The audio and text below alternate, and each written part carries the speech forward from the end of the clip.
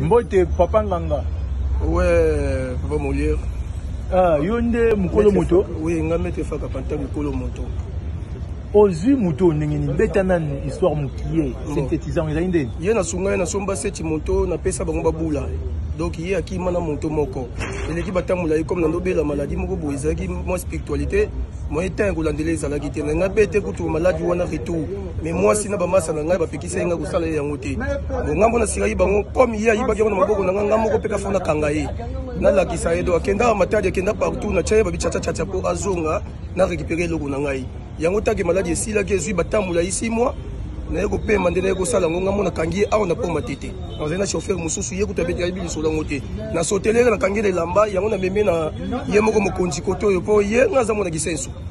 Mokonzi akomi koto achaka pe na kisensu yango pe tindike kitiseka ko mokonzi akoma na banunu awo na terra chobo po kiteka kuna po ye akokimisa criminalité muyibi pete. Yango na yekine awo taki ngamona kangaki ye. Donc okangie na kisensu. Na kangi awo na poma tete. Et pas commandant Manulu.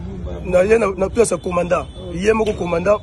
Na meme ti place commandant po commandant ye a cha déjà pe na kisensu. Asisa kuluna asisa mambobele. Yango pe na memi kotoyo. Po ye pe ko sisa ya matete. Sikoyo osali neni po kangai. Mba wana za secret na ngamugo. Bato babumisa moto bako yana ko yeba ndenge na kosala ngo.